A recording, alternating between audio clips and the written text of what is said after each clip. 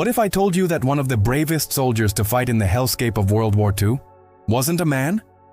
What if he was a 500-pound Syrian brown bear who drank beer, smoked cigarettes, and carried live ammunition into the heart of one of the deadliest battles in Europe? This isn't a movie plot. This is the declassified, unbelievable, and absolutely true story of Wojtek, the soldier bear. Stick around because you need to hear how this story ends. And if you're into the wild side of history, you're in the right place. Hit that subscribe button because we're just getting started. Our story begins not on a battlefield, but in the mountains of Iran in 1942. The world is on fire. Nazi Germany and the Soviet Union have carved up Poland, and hundreds of thousands of Poles, soldiers and civilians, have been deported to Soviet gulags. But when Germany betrays the Soviets and invades, Stalin makes a deal. He releases the Polish prisoners, allowing them to form an army under British command. This group, known as the Anders Army, begins a brutal, desperate exodus south through Central Asia and into Iran to regroup and rejoin the fight for freedom.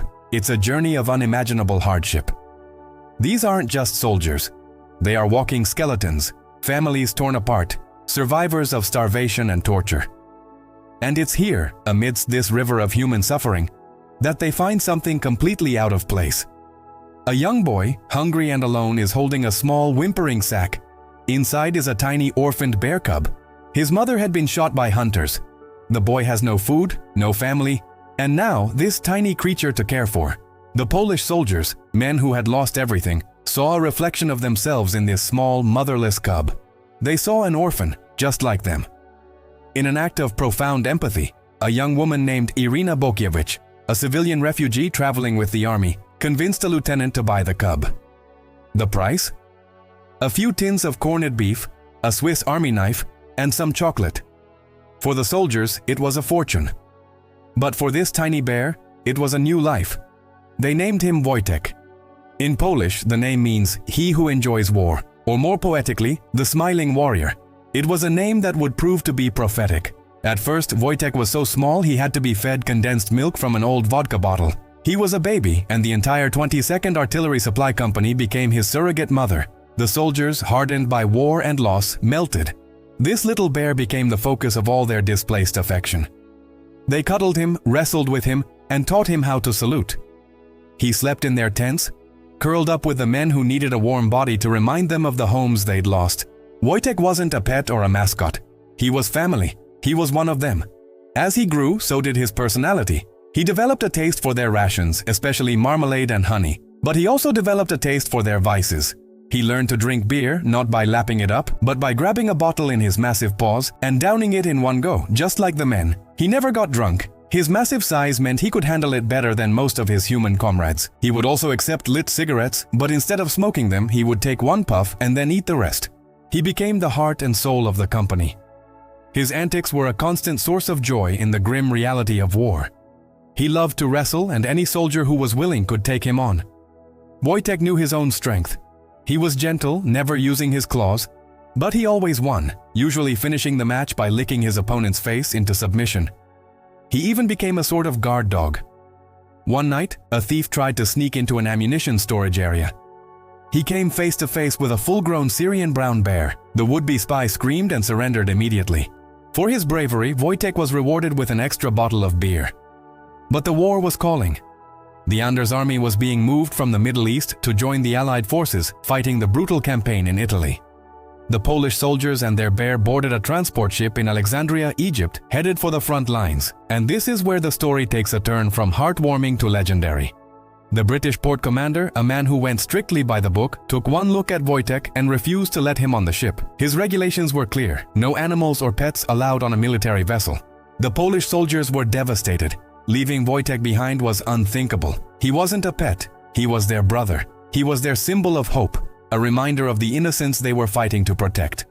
Arguing with the British officer was useless. Regulations were regulations. So the Polish commanders came up with a solution so brilliant, so absurd, it could only have been born from the desperation of war. If Wojtek couldn't be a pet, he would be a soldier. They officially enlisted him into the Polish army. Private Wojtek was given a rank, a paybook, and a serial number. He was officially part of the 22nd Artillery Supply Company. The dumbfounded British officer looked at the paperwork.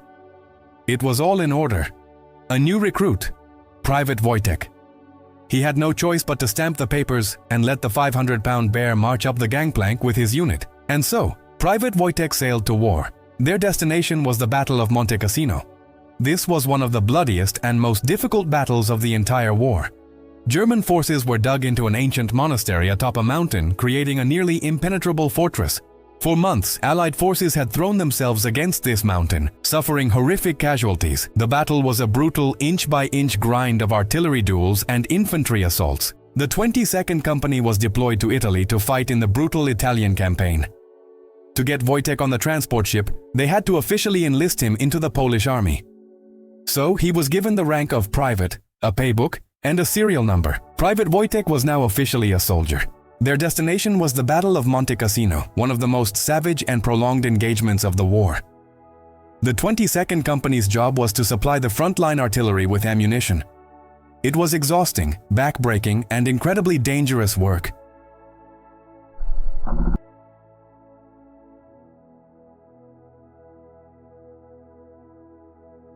Wojtek, living at the forward camp, watched his friends, his family, struggle under these immense loads. Day after day, he saw them return, completely exhausted. And then, something unbelievable happened. One day, as the soldiers were loading a truck, Wojtek ambled over. He stood up on his hind legs, reaching his full, intimidating height, and extended his front paws towards a soldier carrying one of the heavy crates. The men were stunned. It was as if he was saying, "Let me help." Cautiously, they placed a crate into his paws.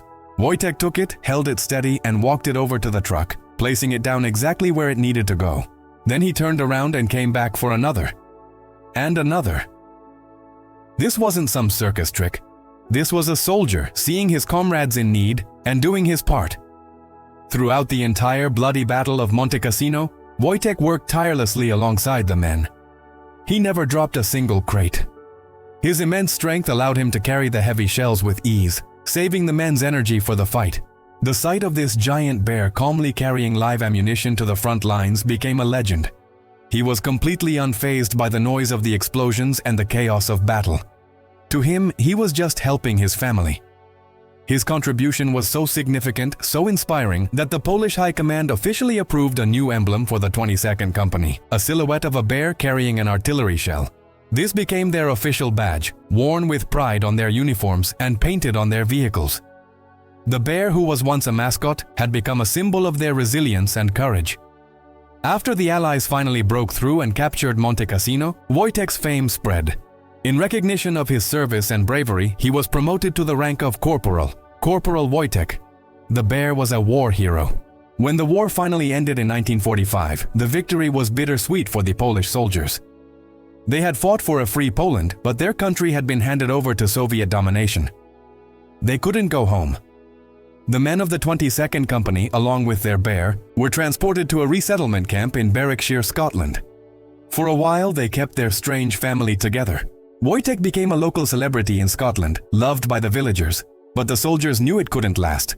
The army was being demobilized. The men had to find new lives, new jobs, and you can't exactly bring a 500-pound bear to a job interview.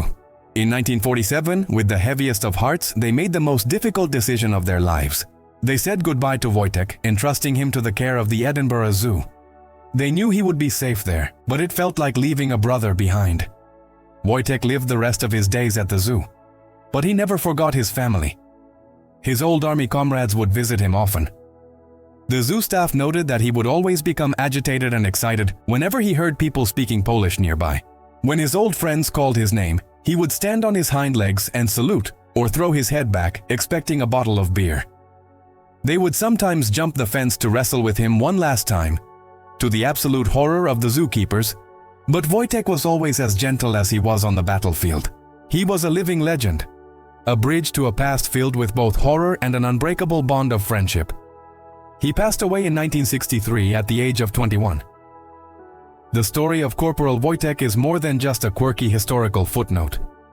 It is a profound testament to the fact that in the midst of the worst humanity can do to itself, empathy and love can be found in the most unlikely of places. A group of men who had lost everything found a reason to hope in a tiny, orphaned bear. And in return, that bear gave them his loyalty, his strength, and his heart. He wasn't just the smiling warrior by name. He was a beacon of light in the darkest of times. If you found this story as incredible as I did, show some love by hitting that like button. And make sure you're subscribed so you don't miss our next dive into the wildest true stories ever told. Thanks for watching.